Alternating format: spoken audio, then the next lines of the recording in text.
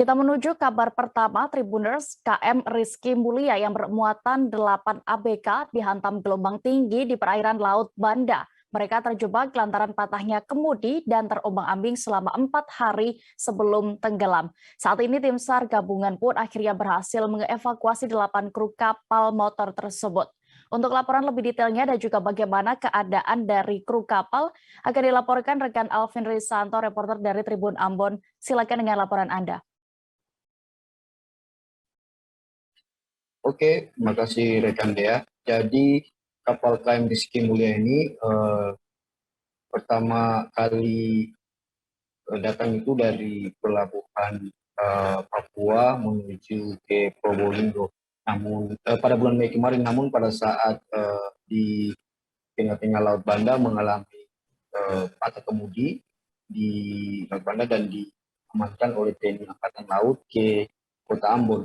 Dan setelah dicek, diperbaiki kapal tersebut dan dicek lagi kembali dokumen-dokumen dari TNI Angkatan Laut dan kapal KM Rizky Mulia ini sudah diperbolehkan untuk berlayar kembali menuju Probolinggo di Jawa Timur dengan muatan kapal itu sebanyak 2.300 kayu gaharu ya, itu rekan Dea. Dan kapal tersebut setelah dari Ambon menuju ke Probolinggo Jawa Timur juga sempat mengalami mati mesin di perairan Laut Banda juga, kembali untuk kedua kalinya menjadi mati mesin. Dan pada saat itu kapal itu tidak bisa diselamatkan dan akhirnya kapal itu terombang-ambing selama 4 hari dan kapal tersebut langsung tenggelam dan 8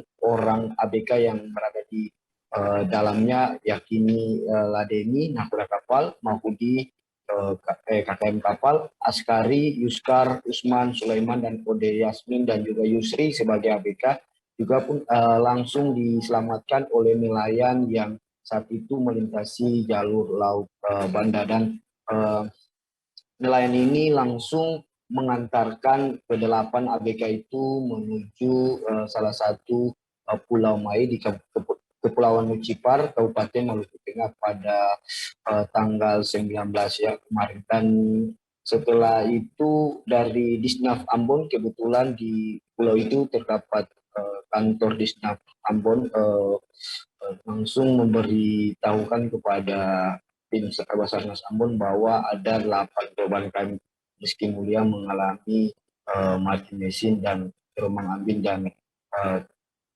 minta untuk bantuan untuk dipulangkan ke Kota Ambon.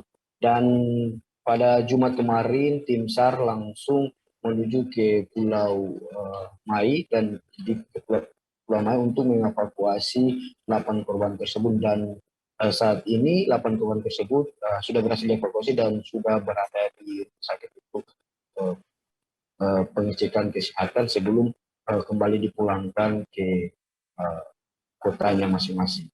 Begitu rekan ya. Baik, terima kasih rekan Alvin Risanto untuk laporan Anda. Selamat kembali bertugas. Terima kasih sudah nonton. Jangan lupa like, subscribe, dan share ya.